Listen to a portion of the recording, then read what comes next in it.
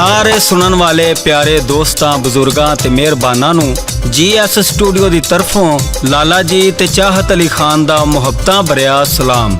प्यारे दोस्तों, जिन्ने प्यार नाल साडियां बनाईयां होईयां दास्तानां तुसीं सुणदे हो ते फरमाइशां करदे हो, साडी पूरी कोशिश हुंदी है कि तुहाडी पसंद नूं मद्देनज़र रखदिआं होइआं किस्से ते कहानियां ते नित नवीआं दास्तानां पेश करदे रहिए। इत्थे मियाँ मुहम्मद बख्श खड़ी शरीफ वालियां दा एक शेर याद आ गया है। माली दा कम पानी देना ते भर भर मशकां पावे, मालक दा कम फल फुल लाउणा लावे या ना लावे। मेरे प्यारे दोस्तों, ते हुण आउने आ अज दी दास्तान वल्ले जिहदा नां है भोला जट ते बशीर टोका। इहदी फरमाइश करदे ने शेखुपुरे तो अमीन जट, यूसुफ नारा, राणा इबरार, गाजी मनारे तो उमर फरूक गिल, शमौन गिल, फैसलाबाद तो फौजिया महर, पिंड किकर आली तो रुखसाना कौसर, इंडिया अमृतसर तो सोना सिंह ते सरदार सिंह, काले वाले चीमे तो जकाउला चीमा, चौड़ा राजपूतां तो मोहम्मद हनीफ मनेस ते नवाज पट्टी, कच्ची आबादी तो जुल्फकार मट्टू। प्यारे दोस्तों, एक पिंड विच एक माई रहिंदी सी। ओदा एक भोला भाला पुत्तर सी ते ओदा नां सी भोला जट। एक दिन इंज होया कि वह पिंडों बाहर निकलिया ते पिंड दे मुंडे कच्छू कुम्मे नाल खिदू टोला खेडदे पै सन ते भोला जट उन्हां नूं कहंदा है कि ये बेज़बान है, इनू ना मारो, मैं तुहानूं गेंद देना वां, ओहदे नाल खेड लो। भोला जट उन्हां मुंडिਆਂ नूं गेंद दे के ते सोचदा है कि मैं इस कच्छू कुम्मे नूं किसे छपड़ी विच छड्ड देना वां। वो जिस वेले कच्छू कुम्मे नूं नाल लै के छपड़ी दे कोल गया ते ओनू छपड़ी दे विच छड्डण लगा ते कच्छू कुम्मा भोले जट नूं कहंदा है कि मैनू इस छपड़ी च ना छड्डी, इस छपड़ी दा पानी सुक गया ते मुंडिਆਂ ने मैनू फिर कढ के लै जाना है ते मार मार के टोले मेरी मत मार देणगे। जे तू मेरे ते नेकी करनी है ते मैनू किसे दरिया ते छड्ड आ, तैनू इस नेकी दा बदला जरूर मिलेगा। कच्छू कुम्मा की कहंदा है ते भोला जट की करदा है, आओ सुनने आ सादक भट्टी साहब दी आवाज़ च। ये दास्तान रिकॉर्ड कर रहे ने लाला जी GS स्टूडियो वाले ते एदे लखारी ने शायर डॉक्टर सैफ कमाली साहब जी भट्टी साहब। ओ पिंड दे बार पिंड दे मुंडे खेडन खिदू टोला, कच्छू कुम्मे नू टोले मार लंघे आओ तो पोला, लंघे आओ तो पोला।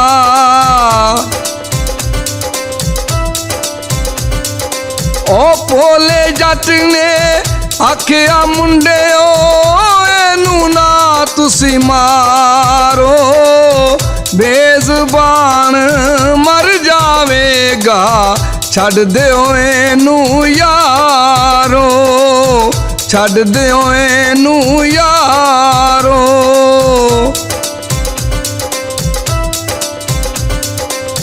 एदे बदले गेंद मैं देना, खेडो एदे नाल, जान बचावा कच्छू कुम्मे दी, आया ओनू ख्याल, आया ओनू ख्याल।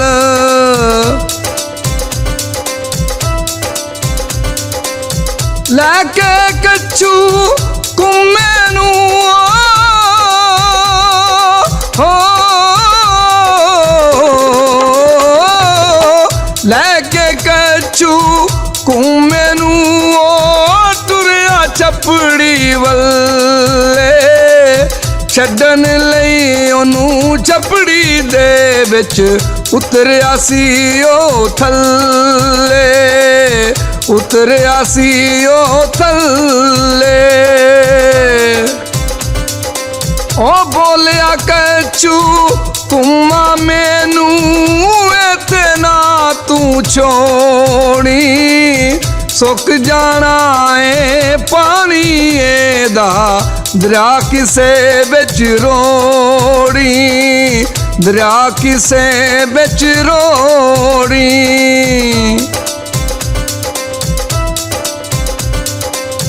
ਭੋਲਾ ਜੱਟ ਲੈ ਕੇ ਉਹਨੂੰ ਟੁਰਿਆ ਦਰਿਆ ਵੱਲ। ਕੱਛੂ ਕੁੰਮੇ ਨੇ ਉੱਥੇ ਕੀਤੀ ਜੱਟ ਦੇ ਨਾਲ ਇੱਕ ਗੱਲ, ਜੱਟ ਦੇ ਨਾਲ ਇੱਕ ਗੱਲ।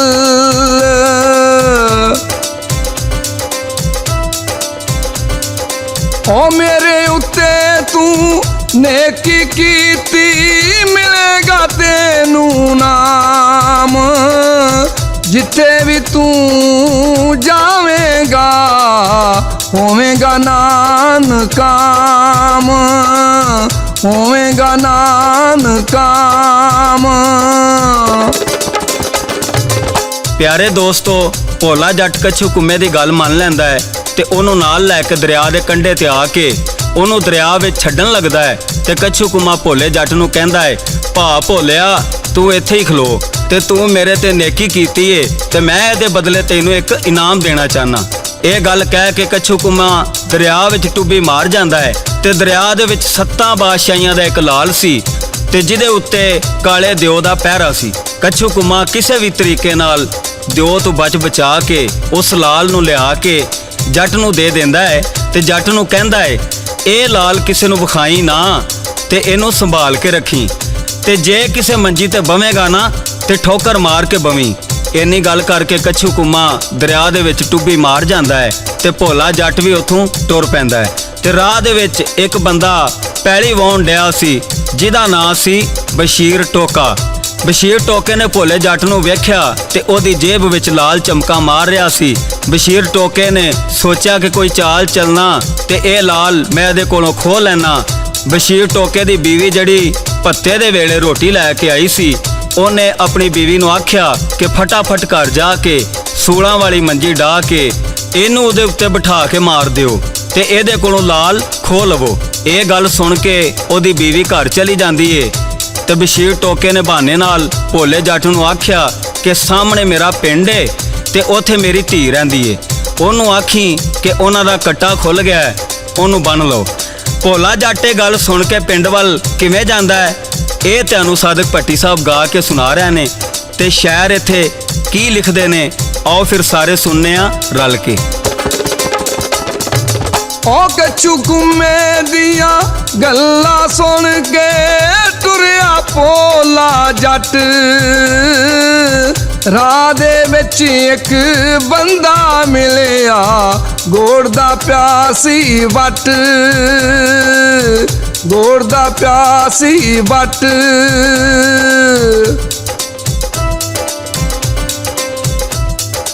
ਓ ਭੋਲੇ ਜੱਟ ਨੇ ਲਾਲ ਸੀ ਜਿਹੜਾ ਜੇਬ ਦੇ ਵਿੱਚ ਪਾਇਆ, ਚਮਕਾ ਮਾਰਦਾ ਲਾਲ ਇਹੀ ਸੀ ਬੰਦੇ ਨੂੰ ਨਜ਼ਰੀ ਆਇਆ, ਬੰਦੇ ਨੂੰ ਨਜ਼ਰੀ ਆਇਆ।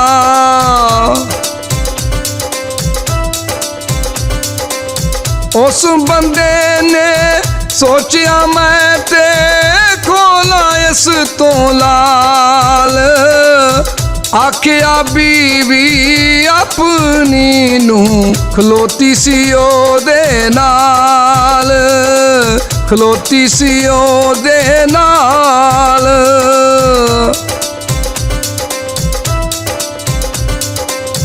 ਜਾ ਕੇ ਘਰ ਸੂਲਾਂ ਵਾਲੀ ਹੋ, ਜਾ ਕੇ ਘਰ ਸੂਲਾਂ ਵਾਲੀ ਮੰਜੀ ਇੱਕ ਵਿਛਾਵੋ, ਉਸ ਮੰਜੀ ਤੇ ਭੋਲੇ ਜੱਟ ਨੂੰ ਬਹਾਨੇ ਨਾਲ ਬਿਠਾਵੋ, ਬਹਾਨੇ ਨਾਲ ਬਿਠਾਵੋ। ਭੋਲੇ ਜੱਟ ਨੂੰ ਆਖਿਆ ਬੰਦੇ ਕਰ ਮੇਰੇ ਤੂੰ ਜਾ, ਬੱਚਾ ਖੁੱਲਾ ਬਨ ਲਓ ਜਾ ਕੇ ਦੇਵੀਏ ਸੁਨਾ,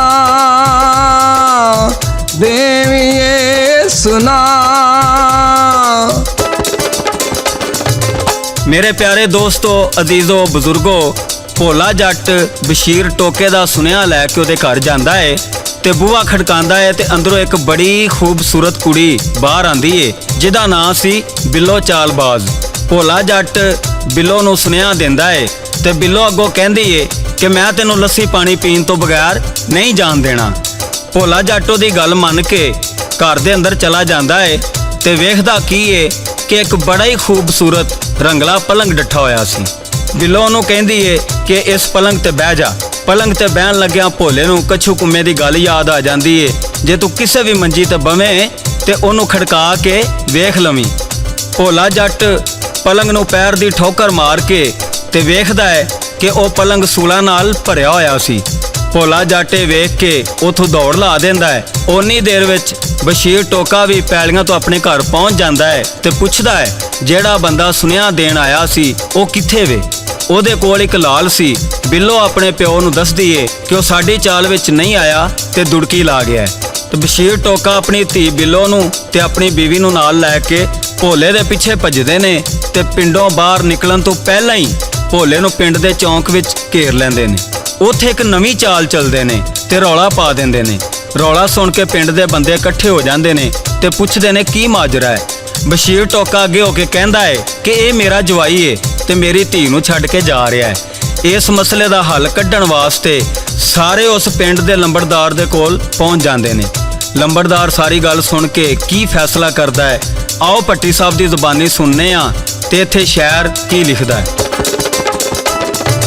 ਉਹ ਗੱਲ ਸੁਣ ਕੇ ਲੰਬੜਦਾਰ ਨੇ ਫੈਸਲਾ ਏ ਸੁਣਾਇਆ, ਬੀਵੀਆਂ ਨਾਲ ਵਸਦੇ ਘਰ ਨੇ ਕਿਉਂ ਤੂੰ ਛੱਡ ਕੇ ਆਇਆ, ਕਿਉਂ ਤੂੰ ਛੱਡ ਕੇ ਆਇਆ।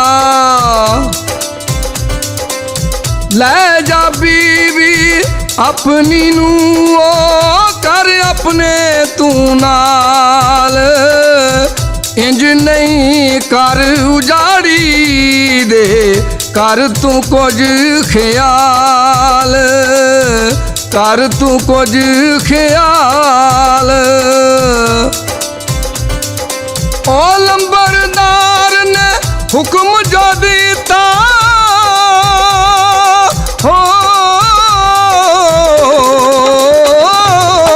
ਲੰਬੜਦਾਰ ਨੇ ਹੁਕਮ ਜੋ ਦਿੱਤਾ, ਭੋਲੇ ਜੱਟ ਨੇ ਮੰਨਿਆ। ਬਿਨ ਵਿਆਹ ਤੋਂ ਇਸ ਤਰ੍ਹਾਂ ਉਹ ਵਿਆਹਿਆ ਵਰਿਆ ਬਣਿਆ, ਵਿਆਹਿਆ ਵਰਿਆ ਬਣਿਆ। ਉਹ ਭੋਲਾ ਜੱਟ ਤੇ ਬਿੱਲੋ ਦੋਵੇਂ ਬਣ ਗਏ ਦੋਵੇਂ ਜੀ। ਭੋਲਾ ਜੱਟ ਦੱਸੋ ਯਾਰੋ ਕਰਦਾ ਉਥੇ ਕੀ, ਕਰਦਾ ਉਥੇ ਕੀ। ਮੇਰੇ ਪਿਆਰੇ ਦੋਸਤੋ, ਅਜ਼ੀਜ਼ੋ, ਬਜ਼ੁਰਗੋ, ਭੋਲਾ ਜੱਟ ਬਿੱਲੋ ਦੇ ਘਰ ਆ ਜਾਂਦਾ ਹੈ ਤੇ ਬਿੱਲੋ ਉਹਦੇ ਕੋਲੋਂ ਲਾਲ ਲੈ ਕੇ ਪੜਛੱਤੀ ਉੱਤੇ ਪਿਆਲੀ ਦੇ ਵਿੱਚ ਰੱਖ ਦਿੰਦੀ ਏ। ਇਸ ਗੱਲ ਦਾ ਇੱਕ ਮਾਈ ਠੱਗਣੀ ਹੁੰਦੀ ਏ ਉਹਨੂੰ ਪਤਾ ਲੱਗ ਜਾਂਦਾ ਹੈ ਤੇ ਉਹ ਬਿੱਲੋ ਦੇ ਘਰ ਆ ਕੇ ਠੱਗੀ ਮਾਰ ਕੇ ਲਾਲ ਬਿੱਲੋ ਕੋਲੋਂ ਲੈ ਜਾਂਦੀ ਏ। ਭੋਲਾ ਜੱਟ ਬਿੱਲੋ ਨੂੰ ਪੁੱਛਦਾ ਹੈ ਕਿ ਉਹ ਲਾਲ ਕਿੱਥੇ ਹੀ ਜਿਹੜਾ ਮੈਂ ਤੈਨੂੰ ਦਿੱਤਾ ਸੀ। ਬਿੱਲੋ ਕਹਿੰਦੀ ਏ ਕਿ ਇੱਕ ਠੱਗਣੀ ਮਾਈ ਮੇਰੇ ਕੋਲੋਂ ਠੱਗ ਕੇ ਲਾਲ ਲੈ ਗਈ ਏ। ਭੋਲਾ ਜੱਟ ਇਹ ਗੱਲ ਸੁਣ ਕੇ ਬੜੇ ਗੁੱਸੇ ਵਿੱਚ ਆ ਜਾਂਦਾ ਹੈ। ਬਿੱਲੋ ਭੋਲੇ ਦਾ ਗੁੱਸਾ ਵੇਖ ਕੇ ਤੇ ਉਹਨੂੰ ਕਹਿੰਦੀ ਏ ਕਿ ਮੈਂ ਉਸ ਠੱਗਣੀ ਮਾਈ ਕੋਲੋਂ ਲਾਲ ਲੈ ਕੇ ਆਉਣੀ ਆ। ਜੇ ਉਹ ਮਾਈ ਠੱਗਣੀ ਏ ਤੇ ਮੈਂ ਵੀ ਬਿੱਲੋ ਚੱਕਰਬਾਜ਼ ਆ। ਇੰਨੀ ਗੱਲ ਕਰਕੇ ਬਿੱਲੋ ਭੇਸ ਵਟਾ ਕੇ ਮਾਈ ਠੱਗਣੀ ਦੇ ਘਰ ਪਹੁੰਚ ਜਾਂਦੀ ਏ। ਮਾਈ ਠੱਗਣੀ ਦਾ ਇੱਕ ਪੁੱਤਰ ਹੁੰਦਾ ਏ ਜਿਹਦਾ ਉਹ ਵਿਆਹ ਕਰਨਾ ਚਾਹੁੰਦੀ ਏ। ਮਾਈ ਠੱਗਣੀ ਬਿੱਲੋ ਨੂੰ ਵੇਖ ਕੇ ਕਹਿੰਦੀ ਏ ਕਿ ਮੇਰੇ ਪੁੱਤਰ ਨਾਲ ਵਿਆਹ ਕਰ ਲੈ ਤੇ ਬਿੱਲੋ ਕਹਿੰਦੀ ਏ ਜੇ ਇਹ ਗੱਲ ਏ ਤੇ ਫਿਰ ਵਿਆਹ ਅੱਜ ਹੀ ਹੋਵੇਗਾ। ਮਾਈ ਠੱਗਣੀ ਖੁਸ਼ ਹੋ ਕੇ ਵਰੀ ਦਾ ਸਮਾਨ ਲੈਣ ਬਾਜ਼ਾਰ ਚਲੀ ਜਾਂਦੀ। ਉਹ ਕਿਸ ਤਰ੍ਹਾਂ ਜਾਂਦੀ ਏ ਸਾਦਕ ਭੱਟੀ ਪੇਸ਼ ਕਰ ਰਿਹਾ ਹੈ ਤੇ ਲਾਲਾ ਜੀ ਰਿਕਾਰਡ ਕਰ ਰਹੇ ਨੇ। ਹਾਂਜੀ ਭੱਟੀ ਸਾਹਿਬ।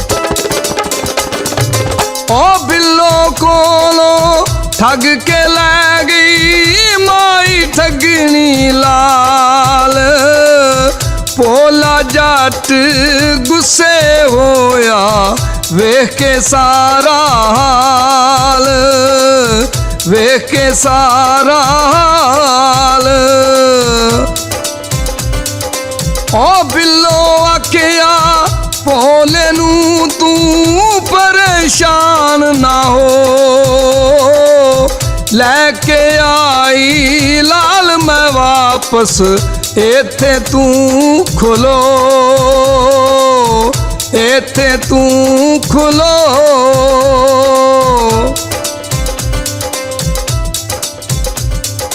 ਓ ਟੁਰ ਗਈ ਬਿੱਲੋ ਠਗਨੀ ਦੇ ਘਰ ਆਪਣਾ ਪੇਸ ਵਟਾ ਕੇ, ਮਾਈ ਠਗਨੀ ਬੈਠੀ ਸੀ ਮੁੰਡਾ ਕੋਲ ਬਿਠਾ ਕੇ, ਮੁੰਡਾ ਕੋਲ ਬਿਠਾ ਕੇ।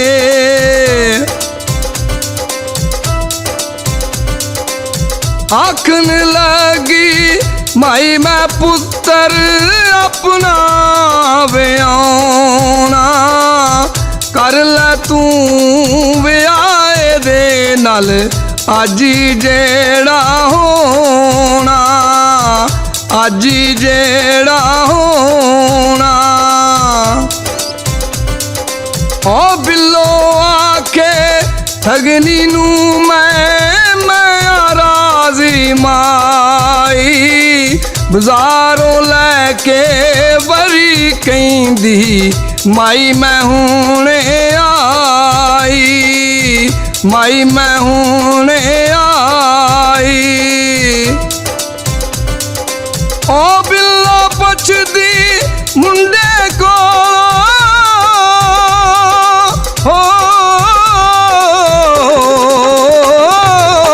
ਬਿੱਲੋ ਪੁੱਛਦੀ ਮੁੰਡੇ ਕੋਲੋਂ ਲਾਲ ਆਪਣੇ ਦੇ ਬਾਰੇ, ਦੱਸਿਆ ਮੁੰਡੇ ਦੱਬੇ ਸੀ ਜੋ ਘਰ ਉਹਦੇ ਵਿੱਚ ਸਾਰੇ, ਘਰ ਉਹਦੇ ਵਿੱਚ ਸਾਰੇ। ਓ ਬਿੱਲੋ ਉਸ ਮੁੰਡੇ ਨੂੰ ਜੀ ਮਾਈ ਦੇ ਪਿੱਛੇ ਕਲਾਇਆ, ਬਿੱਲੋ ਲੈ ਗਈ ਲਾਲ ਸਾਰੇ ਕੁੰਡਾ ਬਾਹਰੋਂ ਲਾਇਆ, ਕੁੰਡਾ ਬਾਹਰੋਂ ਲਾਇਆ। ਮੇਰੇ ਦੋਸਤੋ, ਜਦੋਂ ਮਾਈ ਠੱਗਣੀ ਵਰੀ ਦਾ ਸਮਾਨ ਲੈਣ ਬਾਜ਼ਾਰ ਚਲੀ ਗਈ, ਬਿੱਲੋ ਨੇ ਉਸ ਮਾਈ ਠੱਗਣੀ ਦੇ ਮੁੰਡੇ ਕੋਲੋਂ ਪੁੱਛਿਆ ਤੇਰੀ ਮਾਂ ਇੱਕ ਲਾਲ ਲੈ ਕੇ ਆਈ ਸੀ, ਉਹ ਕਿੱਥੇ? ਮੁੰਡਾ ਕਹਿਣ ਲੱਗਾ ਸਾਡੇ ਘਰ ਵਿੱਚ ਕਿੰਨੇ ਹੀ ਲਾਲ ਹੀਰੇ ਜਵਾਹਰਾਤ ਨੇ। ਬਿੱਲੋ ਪੁੱਛਦੀ ਏ ਉਹ ਕਿੱਥੇ ਨੇ? ਉਹ ਮੁੰਡਾ ਵਿਆਹ ਦੇ ਚਾਅ ਵਿੱਚ ਬਿੱਲੋ ਨੂੰ ਦੱਸਦਾ ਹੈ ਕਿ ਕੁਛ ਹੀਰੇ ਲਾਲ ਇਸ ਗੁੱਠੇ ਨੇ ਤੇ ਕੁਛ ਹੀਰੇ ਲਾਲ ਉਸ ਗੁੱਠੇ ਨੇ। ਬਿੱਲੋ ਆਖਦੀ ਏ ਓਏ ਹੋਏ ਹੋਏ ਹੋਏ, ਇੱਕ ਗੱਲ ਤੇ ਤੇਰੀ ਮਾਂ ਨੂੰ ਦੱਸਣੀ ਯਾਦ ਹੀ ਨਹੀਂ ਰਹੀ। ਮੁੰਡਾ ਪੁੱਛਦਾ ਹੈ ਉਹ ਕਿਹੜੀ ਗੱਲ ਏ? ਬਿੱਲੋ ਆਖਦੀ ਏ ਕਿ ਤੇਰੇ ਵਾਸਤੇ ਬੋਸਕੀ ਦਾ ਸੂਟ ਤੇ ਦੱਸਣਾ ਯਾਦ ਹੀ ਨਹੀਂ ਰਿਹਾ, ਜਾ ਆਪਣੀ ਮਾਂ ਦੇ ਪਿੱਛੇ ਤੇ ਉਹਨੂੰ ਕਹਿ ਬੋਸਕੀ ਦਾ ਸੂਟ ਵੀ ਲੈ ਕੇ ਆਵੇ। ਇਹ ਗੱਲ ਸੁਣ ਕੇ ਮੁੰਡਾ ਆਪਣੀ ਮਾਂ ਦੇ ਪਿੱਛੇ ਚਲਾ ਜਾਂਦਾ ਹੈ ਤੇ ਮਗਰੋਂ ਬਿੱਲੋ ਉਹ ਸਾਰੇ ਹੀਰੇ ਲਾਲ ਜਵਾਹਰਾਤ ਕੱਢ ਕੇ ਭੋਲੇ ਜੱਟ ਕੋਲ ਆ ਜਾਂਦੀ ਏ ਤੇ ਕਹਿੰਦੀ ਏ ਲੈ ਤੂੰ ਇੱਕ ਲਾਲ ਦੀ ਗੱਲ ਕਰਦਾ ਸੈਂ ਤੇ ਮੈਂ ਤੇਰੇ ਸਾਹਮਣੇ ਹੀਰੇ ਤੇ ਲਾਲਾਂ ਦਾ ਢੇਰ ਲਾ ਦਿੱਤਾ ਹੈ। ਭੋਲਾ ਜੱਟ ਬੜਾ ਹੀ ਖੁਸ਼ ਹੋ ਜਾਂਦਾ ਹੈ। ਬਿੱਲੋ ਤੇ ਭੋਲਾ ਜੱਟ ਮੌਲਵੀ ਨੂੰ ਸੱਦ ਕੇ ਦੋਵੇਂ ਨਕਾਹ ਪੜ੍ਹਾ ਲੈਂਦੇ ਨੇ ਤੇ ਰਾਜ਼ੀ ਖੁਸ਼ੀ ਰਹਿਣ ਲੱਗ ਪੈਂਦੇ ਨੇ। ਮੇਰੇ ਦੋਸਤੋ, ਅਜ਼ੀਜ਼ੋ, ਬਜ਼ੁਰਗੋ, ਇਹ ਸੀ ਸਾਡੀ ਅੱਜ ਦੀ ਦਾਸਤਾਨ। ਉਮੀਦ ਹੈ ਤੁਹਾਨੂੰ ਪਸੰਦ ਆਈ ਹੋਵੇਗੀ। ਲਾਈਕ, ਸ਼ੇਅਰ ਤੇ ਕਮੈਂਟ ਜ਼ਰੂਰ ਕਰਿਆ ਕਰੋ। ਆਪਣੀ ਰਾਏ ਦਾ ਇਜ਼ਹਾਰ ਕਮੈਂਟਾਂ 'ਚ ਕਰਿਆ ਕਰੋ। ਇਹਦੇ ਨਾਲ ਹੀ GS ਸਟੂਡੀਓ ਦੀ ਤਰਫੋਂ ਸਾਦਕ ਭੱਟੀ, ਮੇਜ਼ਬਾਨ ਚਾਹਤ ਅਲੀ ਖਾਨ, ਸ਼ਾਇਰ ਡਾਕਟਰ ਸੈਫ ਕਮਾਲੀ ਸਾਹਿਬ ਤੇ ਲਾਲਾ ਜੀ ਨੂੰ ਇਜਾਜ਼ਤ ਦਿਓ। ਦੁਆਵਾਂ ਵਿੱਚ ਯਾਦ ਰੱਖਣਾ, ਰੱਬ ਰਾਖਾ, ਰੱਬ ਰਾਖਾ, ਰੱਬ